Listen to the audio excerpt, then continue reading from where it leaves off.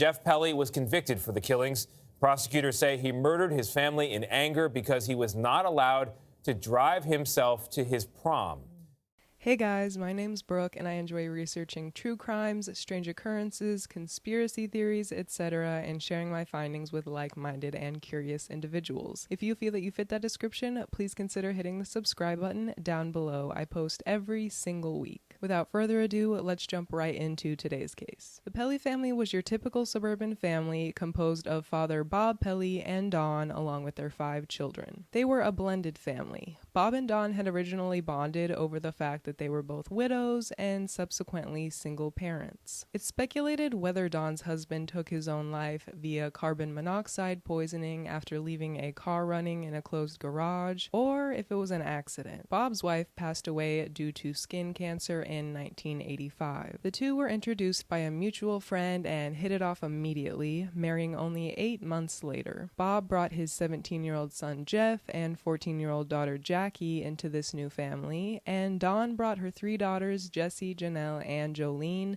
who were ages 10, 8, and 6 respectively. In efforts to unite their blended family, Bob and Dawn both adopted one another's children. After ditching his career as a computer programmer, which was a relatively small field in the 80s, Bob Pelley dedicated his time to acting as pastor to the Olive Branch United Brethren Church in Lakeville, Indiana. This switch was a little odd considering Bob had up until this point worked as a bank programmer, which paid a far higher salary than the church, but he claimed that the ministry was calling him. After moving to Indiana and settling into a new life, the family lived in the Olive Branch Church's parsonage, which is a home on church property specifically made to house the pastor and his family. Members of the church were accustomed to seeing the pastor and his family each and every Sunday service punctually. So on the morning of Sunday, April 20th, 1989, when the congregants saw no sign of the Pelleys throughout the service, talk of their absence arose. At first, they considered the possibility that the family had been hit with a wave of illness or maybe went on a trip out of town. But knowing Bob and Dawn, churchgoers were sure that they would have called and let somebody know ahead of time,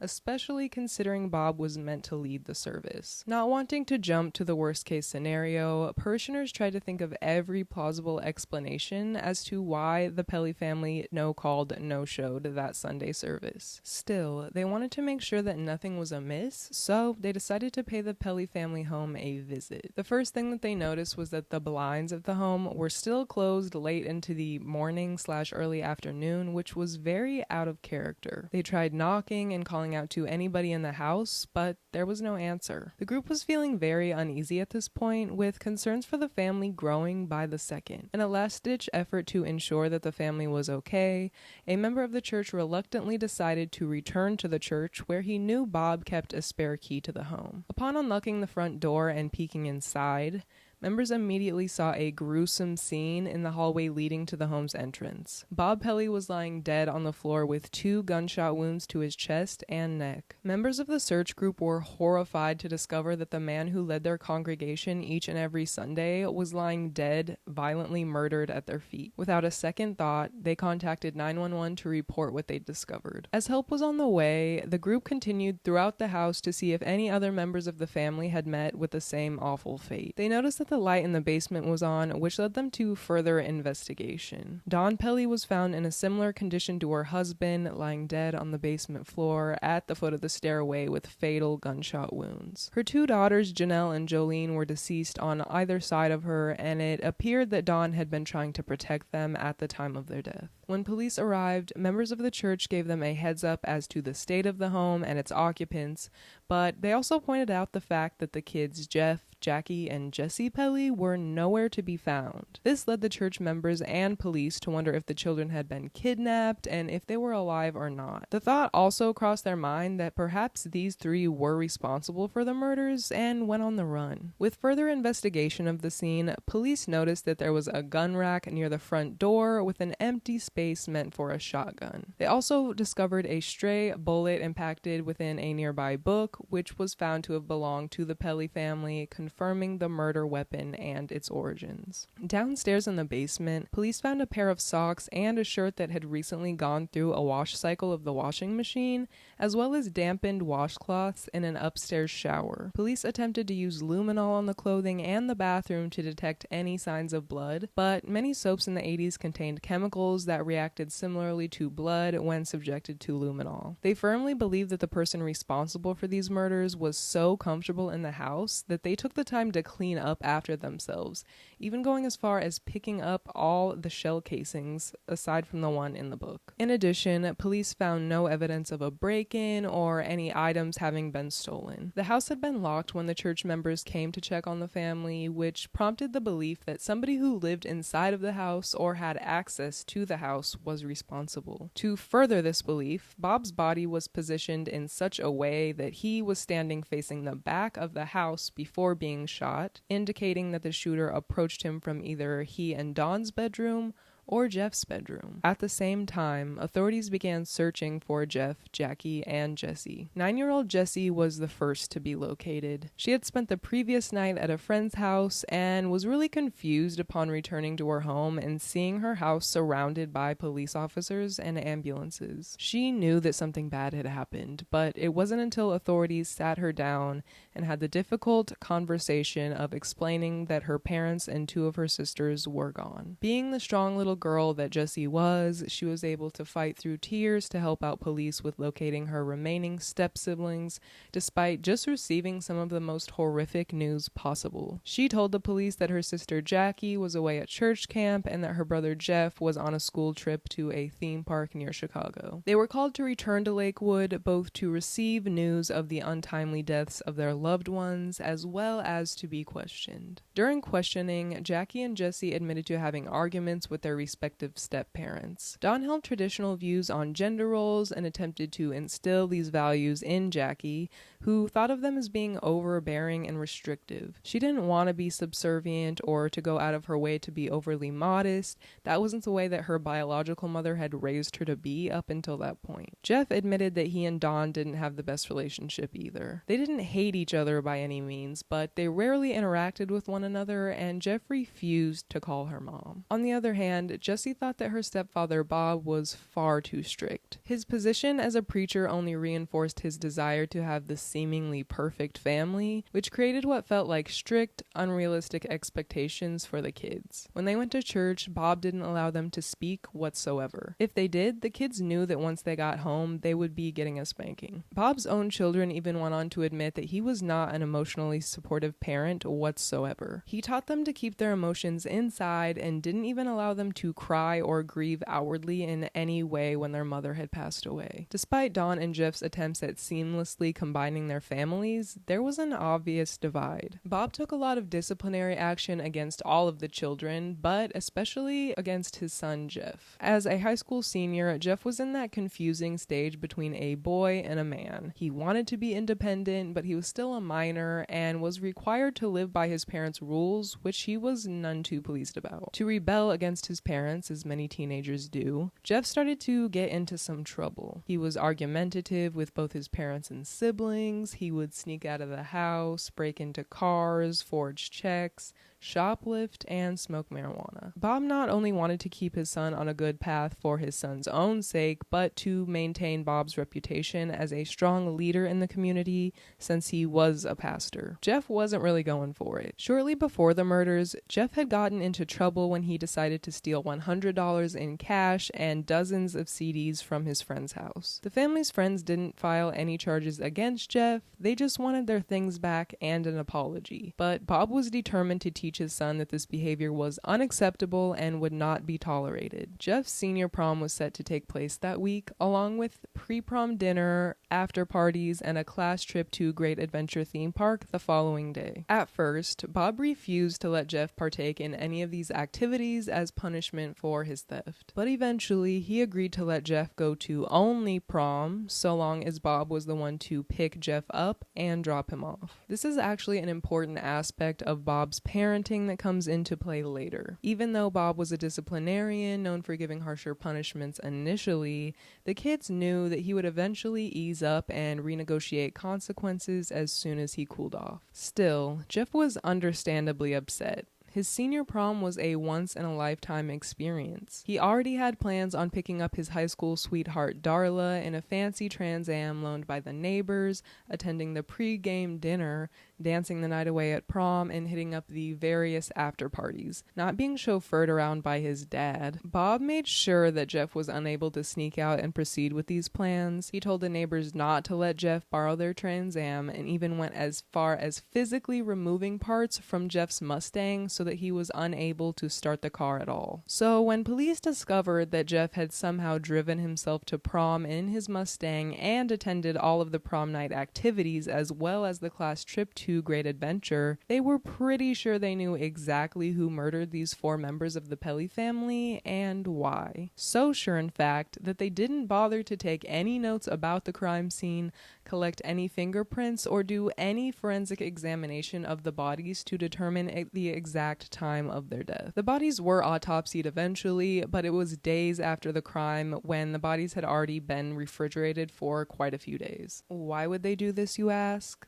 Well, I don't really know. They could assume that Jeff is responsible all they want, but I'm not really sure why they wouldn't just take fingerprints just in case as a standard procedure. Of course, it saves them money and resources not to, but when you have no other definitive evidence to convict somebody for a quadruple homicide, why would you not take that extra step? Jeff completely denied having anything to do with it. When his grandparents drove him to the police station for questioning, he cried at the death of his family members and said that he was in complete disbelief as to how or why anybody would do this. He recalled the entirety of the previous day and how mundane it had been. He worked a shift at McDonald's before being picked up by his father and eating lunch at home. He then washed his Mustang, insisting that, like many times before, his father had lightened up on his initial punishment and reinstated car privileges. Jeff admitted that while he and his father had butted heads quite often, they still loved each other at the end of the day. Police were not buying it. Not only did Jeff's story sound like too much of a coincidence, but those who knew the family said that Bob spoke openly about the fact that Jeff was on punishment following the burglary of his friend's home, and they seriously doubted that Bob would have changed his mind. Evidence at the crime scene also pointed towards the fact that the murderer was somebody who had access to the home. A teenager who was known to get into a bit of trouble and was facing repercussions for his actions very well could have gotten so angry to the point that he killed his family in a fit of rage to save face with his date and his peers. Detectives continued questioning friends, family members, and neighbors of the Pelley family to uncover any potential clues about the previous day. A few of Jeff's classmates had stopped by the Pelley house that night around 4:30 p.m. before heading off to prom to have their pictures taken by Bob, who owned a high-quality 35mm camera. This confirms the fact that everybody in the Pelley household was alive at this time. They also noted seeing Jeff's car parked outside upon their arrival and departure, which confirms that Jeff was there between 4:30 and 4:50 p.m. Between 4:50 and 5:10 p.m., 2 members of the Olive Branch Church also claimed to have seen Jeff's Mustang parked outside the Pelley house. Around 5:17, Jeff left his household and stopped about 4 miles away from his home at an Amoco gas station. The employee at this gas station recalled Jeff asking for some tools to fix up his car because it wasn't quite running properly, likely due to the fact that his father had recently altered some of the mechanics. He also used a phone at the gas station to call his prom date Darla and let her know that he would be driving them to prom in his Mustang after all,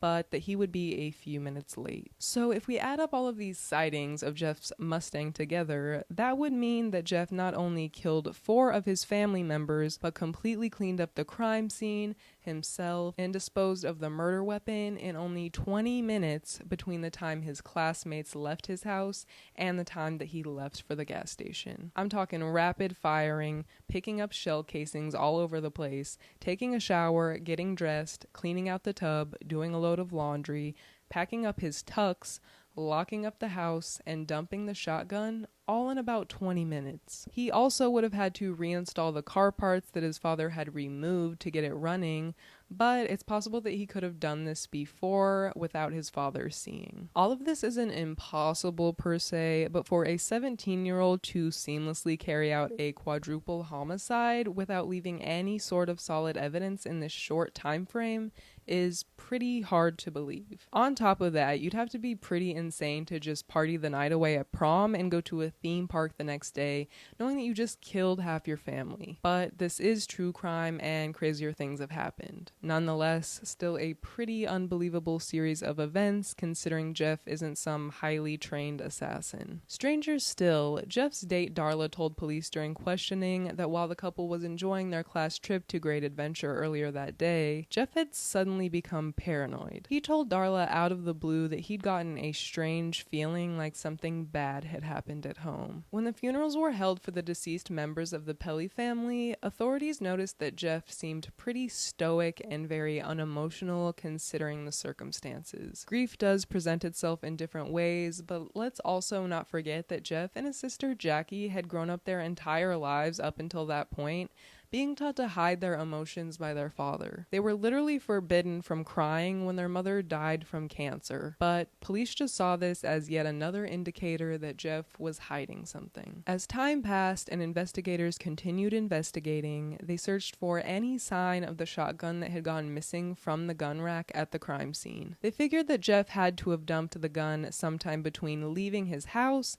and picking up Darla on the way to prom, but they found absolutely no sign of it anywhere. Jackie would go on to tell police that her father had gotten rid of this gun far before the evening of his death because Jeff had been struggling with his mental health and Bob wanted to make sure that a weapon wasn't readily available just in case. She even supported her brother's claim that their father had permitted Jeff to attend prom at the last second. On the other hand, stepsister Jessie stated that before she'd gone off to spend the night at her friend's for the weekend, she'd seen the gun in her parents' room. Now, my first thought when hearing this is not that the sisters were lying in order to either protect or incriminate Jeff, but a case of two things being true at the same time. Bob very well could have removed this shotgun from the gun rack, which made Jackie assume that he'd completely gotten rid of it, but in reality, he could have just moved it to the bedroom to better safeguard and keep an eye on the weapon, which is why Jessie claimed to have seen it. Regardless, the gun was used to kill the family and was never located after the fact. An important detail to mention is that a person who fired this type of shotgun 6 times would have surely gotten bruises on their chest and collarbone area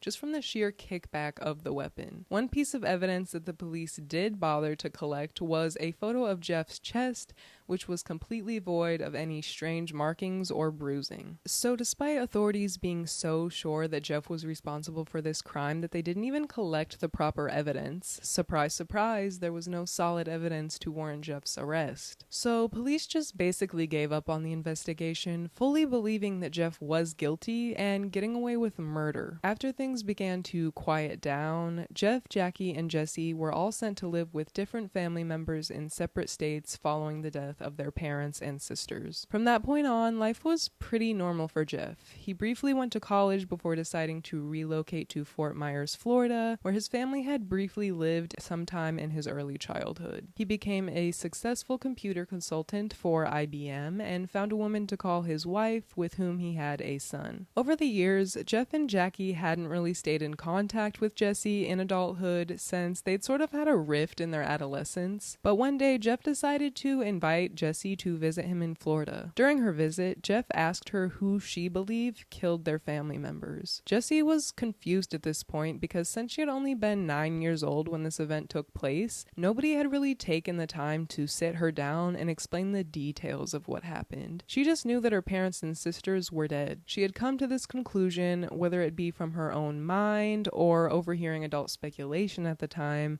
that it had been a case of murder-suicide. She had believed that that Bob had killed her mother and her two sisters and then killed himself, because Jesse didn't know that Bob had been shot twice or that the murder weapon had never been found. Obviously, a person who committed suicide isn't capable of shooting themselves twice and then disposing of the gun afterward, but since she wasn't aware of those details, something within her must have believed that Bob was capable of doing such a thing. He was pretty strict, as previously mentioned, but there's a pretty stark difference between being an authoritative parent and being a murderer, so the fact that she didn't second guess this explanation is interesting to me personally. So after hearing this explanation, Jeff just says, "Oh, okay," and moves on. He doesn't clear up any details or correct her beliefs. Whether that's just because he was fishing for information or if he just didn't want to be the bearer of bad news is unclear. Later on, Jessie stated that she believes Jeff was trying to get a feel for the situation to see if she had any inkling that he may have been the perpetrator. So from that point on, she shifted the blame from Bob over to Jeff. After 13 years of Jeff living a normal and mundane life in Florida, a new Indiana state prosecutor began revisiting the prom night murders. This prosecutor firmly believed that he could pin Jeff to this quadruple homicide, and that's exactly what he did. In 2002, 34-year-old Jeff was arrested at the Los Angeles International Airport on his way home from a business trip. Jeff remained in jail for 4 years until his case went to trial in 2006. Since the police had failed to collect any forensic evidence from the crime scene back in 1989, the prosecution was heavily relying on the timeline that they'd pieced together from witness statements that placed Jeff at the scene within the 20 minutes the family was believed to have been murdered. Jeff's attorney argued that there was no way the 17-year-old boy would have been able to carry out such a clean murder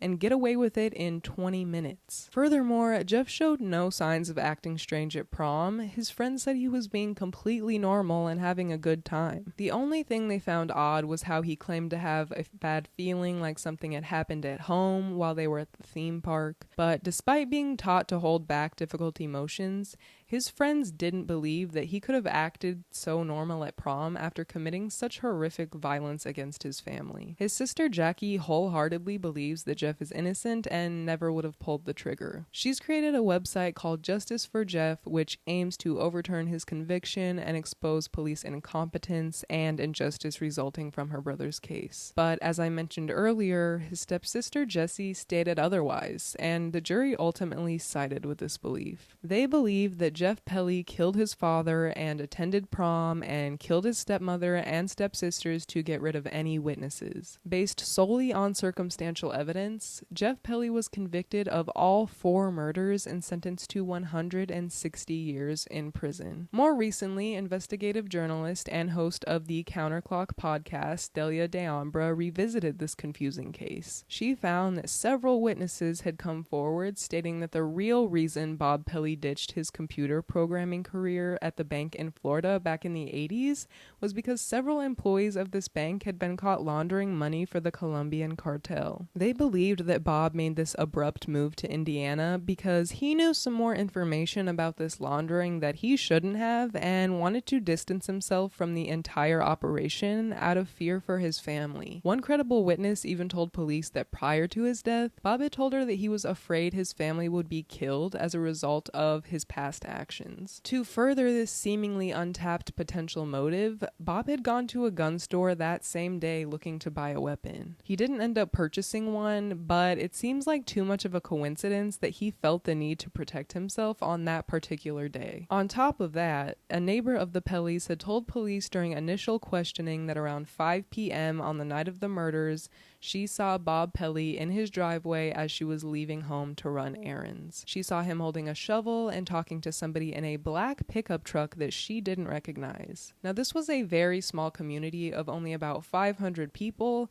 so it was noticeably odd that she didn't recognize this vehicle or this person. She waved at Bob, and although he waved back, the neighbor mentioned that he seemed very focused and intent on this conversation that he was having with the person in the truck, and it seems like police never never really further investigated this claim since they were so intent on taking Jeff down. Jeff's defense attorney managed to have his conviction briefly overturned in 2008, but it was reinstated in 2009 by the Indiana Supreme Court. Since then, the Innocence Project from Indiana University School of Law has worked diligently to challenge Jeff's conviction and sentencing with post-conviction relief. 14 years and countless court dates later, they continue to fight for Jeff's freedom. Personally, I have problems with Jeff's conviction. While he was a rebellious teenager who was getting into a lot of trouble around the time, and he did have a motive of wanting to go to prom, there was clearly not enough evidence beyond reasonable doubt to convict Jeff. All the police had was circumstantial evidence, not direct proof. Like, you really mean to tell me that O.J. Simpson could get away with murdering 2 people